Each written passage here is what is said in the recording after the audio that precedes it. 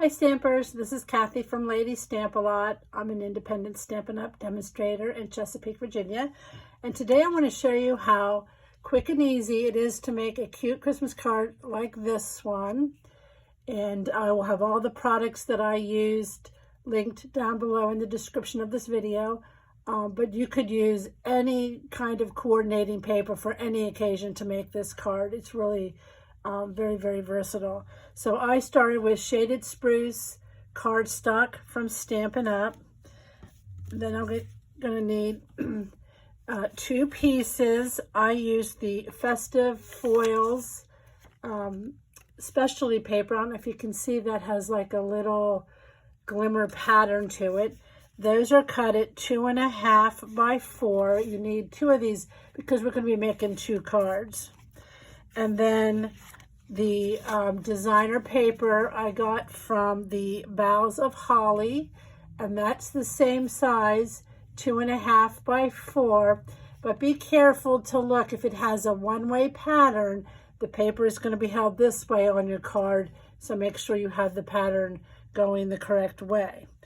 And then I just have cut the basic white 4 by 5 1/4, and that's going to be for the inside of the card. So let me sit this up here, and then we're going to go ahead and I'm going to show you how quick and easy you can make 2 at a time. And so if you make 2 at a time, you could make 10 at a time or even more to make your holiday cards. So I'm going to bring in my paper trimmer. I'm going to start with the 8.5 by 11. The 11 is this long edge. So I am going to put that in, and I'm going to score first at 5.5. That just saves 1 step. So we're going to score at 5.5. And then we're basically just going to turn the paper so the 8.5 is at the bottom. And we're just cutting this in half at 4 1/4. All right, so we're going to line that up at 4 1/4 and cut. So now we have 2 pieces to make 2 cards. I'll just make 1 today, but you can see that it's going to be very, very easy to make 2. So then you're going to go ahead and put this back into your paper cutter and with the long edge at the bottom and cut at 2 3/4. So this is 2 3/4 here. I'm going to just cut that piece off. Again, you would do the same thing with the other piece. Okay, so there's your half a sheet. I just cut off 2 3/4. Then we're going to fold on that score line. All right, the white would go on the inside like this to make it easier for you to see and visualize. And then we're going to take the piece that we cut off and just turn it to make that flap. Okay, so then you're going to take your coordinating DSP. Again, this is the Festive Foils. If you get the Boughs of Holly paper, some of the paper on the back has a more solid looking pattern that would work as well. So you could get the Boughs of Holly and not need the Festive Foils, but I think this makes it look really, really pretty. Okay, so then I'm just going to attach the paper. This again is 2.5 by 4. And I'm going to attach that to the front flap, leaving a nice border even all around. And then this piece that we turned sideways is for the designer paper. So you're just going to go ahead and use your favorite adhesive and attach that.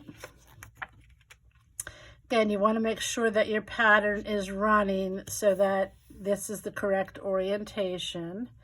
Now, I am not a perfectionist by any means. I just like to look visually where this is at. And then I'm going to use dimensionals to pop this up. You could easily just adhere it with your tape runner. but make sure that you're just putting adhesive on this side because you don't want to have it stick closed. So again, I'm going to use my dimensionals and put them here, one here. I do like to use a lot of dimensionals.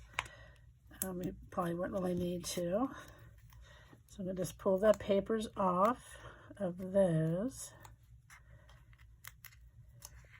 Again, you want to make sure whatever your adhesive, you're adhering it to the flap.